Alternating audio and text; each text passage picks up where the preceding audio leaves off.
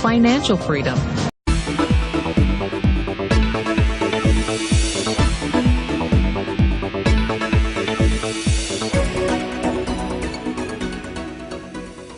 Hi, my name's PJ, and welcome to our short presentation.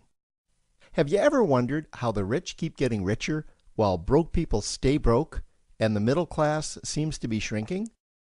Well, this isn't nearly as mysterious as it may appear when you examine the specific differences in how broke people, the middle class, and the rich spend their money. Now, this is such a simple concept, yet so profound, it nearly knocked me out of my chair when I finally understood it.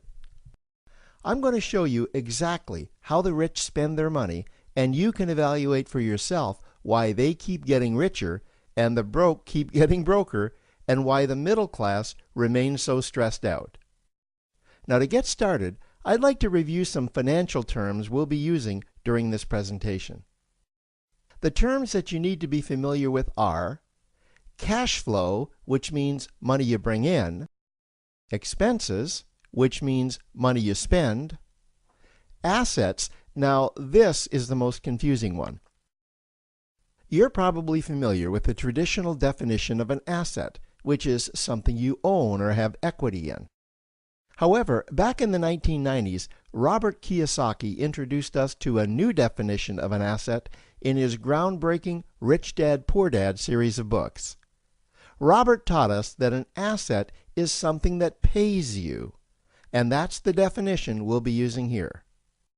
Liabilities is the last term, and it's defined as things that cost you money. As an example, a house is typically viewed as an asset, but can it actually be a liability? Yes, with our revised definition, anything that costs you money is a liability, not an asset. If you have a mortgage, your house is an asset to your banker because it pays him or her every month. But could a house also be considered an asset to you? Yes, in the right circumstances it could, when it pays you money. Let's say you buy a house and you rent it out, and it paid you a positive cash flow every month after all expenses. That would then be considered an asset. Now, one more time with the terms, just to be very clear before we continue. Cash flow is money you make. Expenses, that's money you spend. An asset pays you, and a liability costs you. Now let's take a look at how broke people spend their money. Now, when I say broke people, I'm not referring to the destitute.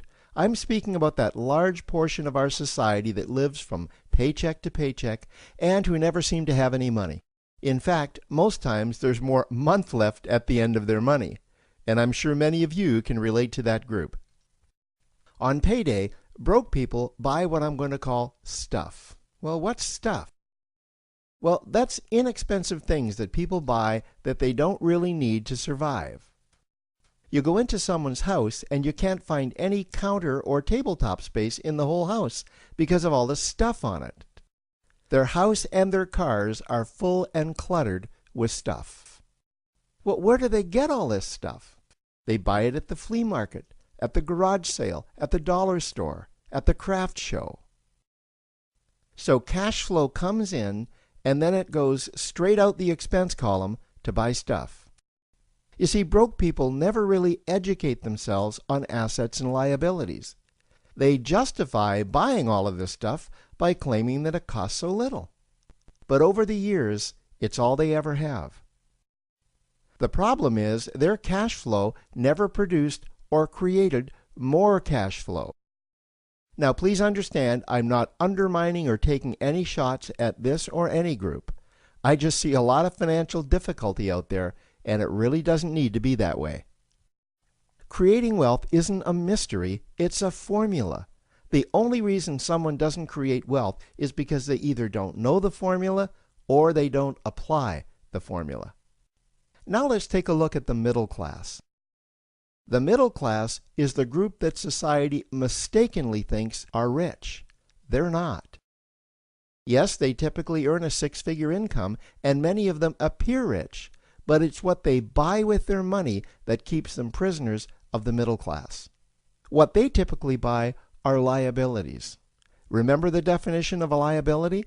Things that cost you. By buying liabilities, the money gets pushed up and out their expense column.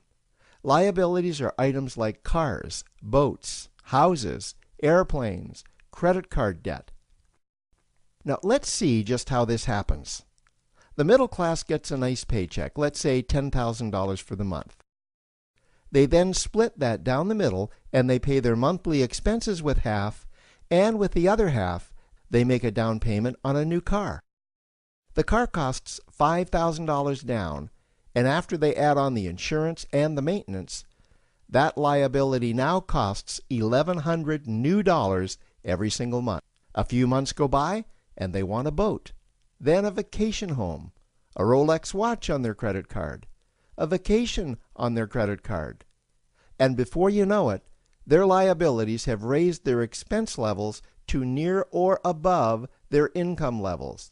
They actually spend equal to or more than they make, meaning that they have to go to work and make a certain amount of money every single month just to cover their liabilities. The other important issue with both broke people and the middle class is that normally all of their cash flow is dependent on their own effort, meaning that they've educated themselves to exchange their knowledge and expertise for someone's money.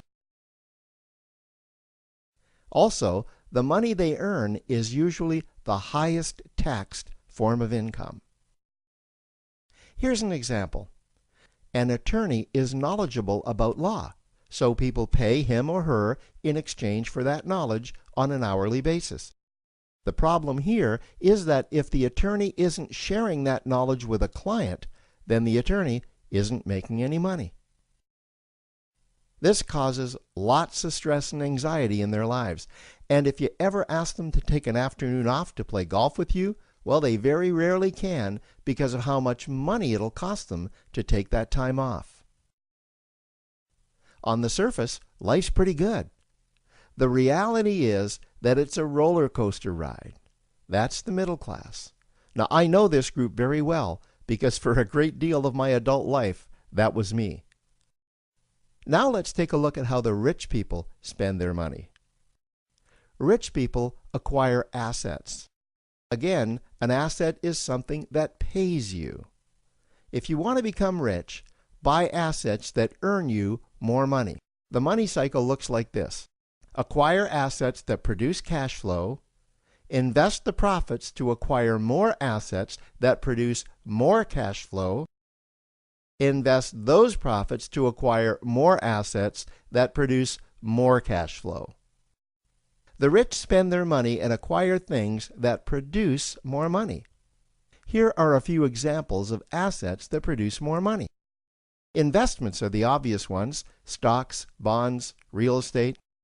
Education is another asset.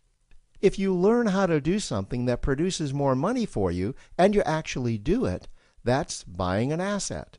There's a great quote that goes, "If you think education is expensive, you should see how expensive stupidity is." Another example of assets you can acquire that pay you are cash-generating opportunities, especially those opportunities that can create a passive cash flow. Passive meaning that once you build it up, the money continues to flow whether you're still building it or not. Here's a small example. Let's suppose you bought a pinball machine and you put it in a barber shop, and you don't spend any of the profits. You save them until you can buy another pinball machine and put it in another barber shop. This, by the way, was Warren Buffett's first business. If you don't know who Warren Buffett is, he's one of the top 2 richest men in America. The rich are extremely eager to find those passive cash-generating opportunities because those opportunities continue to pay them month after month, year after year, long after they've stopped working the opportunity. You know, I see this happen again and again with successful entrepreneurs. They find a passive cash flow stream that they build up, and it continues to pay them month after month, year after year. They then take those profits and multiply them in another passive cash generating opportunity, and then again in another. In conclusion, here's what I've learned over the years. You can't find these passive cash generating opportunities unless you're open to hearing about them. Then, once you find them, you must be willing to see what fits you and then act. Now, the reason I say this is that I once answered a hokey little ad that I ended up generating 7 figures from, simply because I answered that ad and then took action. These opportunities are out there, you just need to find them. You also must be opportunistic enough that when the right situation does present itself, you don't miss it. So remember, broke people buy stuff, the middle class buy liabilities, and the rich acquire assets, preferably cash-generating opportunities that can create passive cash flow. They then take that cash flow and invest it in another asset that produces more cash flow. That's the wealth creation formula. Now, I trust you found this introductory information helpful. Now, to learn about one of the greatest cash-generating machines on the planet, click on the link below to proceed to step 2. And I just wanted to point out, more than the money that I'm about to show you this week that I made with the mailbox profit system, which of course, as you already know, promotes Lightyear Wireless. More than the money, it's more about the time freedom. The freedom for me to stop what I'm doing, which isn't much, hanging out at home with the family. Of course, my kids are in school today, during the day, but hanging out with my wife, hanging out with my youngest son, my 3-month-old. Landon. But more importantly than the money, it's be able to stop what I'm doing and come pick up my son from school because he's sick, not having to ask my boss if I can take off of work that day or if I can leave real quick to take him to the doctor. That's the exciting part about this business, being able to do what I want, when I want, for as long as I want. I never have to check my bank balance kind of lifestyle, and definitely never have to check in with anybody as far as, whether or not I can do something like that. Just take off and take my son to the doctor. So let me stop talking and show you what you want to see, proof of income that this business actually works. So let me show you real quick. Wow, okay, not a bad week. I've had better, but it's pretty good when you have a slow week like this. First of all, let me just show you Lightyear Wireless. More importantly, $5,358. That's a slow week for me. Okay, keep in mind my best week is just a little under $8,000 with this company. Keep in mind I create different systems for other opportunities, but the mailbox profit system is my newest system, my newest automated system specifically for the Lightyear Wireless opportunity. And keep in mind also, I've only been promoting Lightyear Wireless for a few months. Okay, I'm brand new to this company, to this program, and already I've got checks for $5,000, $6,000, $7,000, $8,000 a week coming to my mailbox. But more importantly, it's also working for others. So if by chance you did watch the DVD and you haven't pulled the trigger and gotten started yet with Lightyear Wireless, I'm really scratching my head and wondering why. Please don't let another week go by without, getting a check in your mailbox instead of just sitting here watching checks come to my mailbox. Do that now. I'll see you at the bank. Take care, everyone.